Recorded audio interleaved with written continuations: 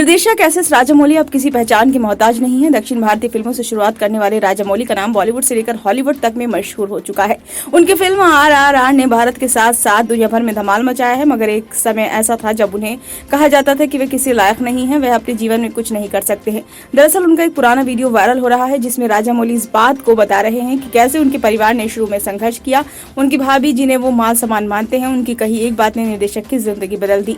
S Rajamouli का एक पुराना वीडियो वायरल हो रहा है। इसमें निर्देशक कह रहे हैं, हमने एक बहुत अमीर परिवार के रूप में शुरुआत की। मेरे पिता के पास कर्नाटक में एक जगह 360 एकड़ जमीन थी। मैं जब 10-11 साल का हुआ तब तक सब कुछ बिक चुका था। उन्होंने सब कुछ खो दिया था। हम चेन्नई गए।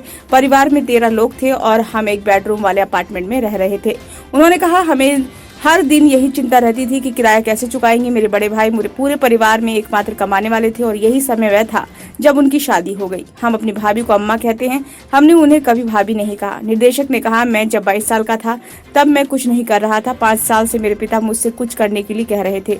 निर्देशक ने कहा, मेरी एक चाची मुझे डांटती थी और कहती थी कि कुछ नहीं कर सकते, राजामौली बेकार है। तभी मेरी भाभी ने मुझसे कहा कि मैं नहीं चाहती कि मेरे बेटे को कोई बुरा नाम से बुलाए। बस यही बात उन्होंने मुझसे कही। इसके बाद मैंने अचानक अपनी जिंदगी को गंभीरता से लेना शुरू कर दिया और गंभीरता से काम करना शुरू कर दिया था। एस राजामौली ने चेन्नई और आंध्र प्रदेश में कई निर्देशकों के साथ बतौर सहायक काम किया।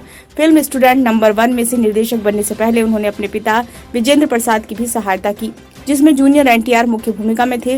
उन्होंने सिम्हाद्री में जूनियर NTR के साथ फिर से काम किया। प्रभास की छत्रपति से उन्हें लोकप्रियता मिली थी। हालांकि रामचरण स्टारर मगधीरा ने उन्हें खास पहचान दी। इसके बाद उन्होंने कई बड़ी हिट फिल्में दी।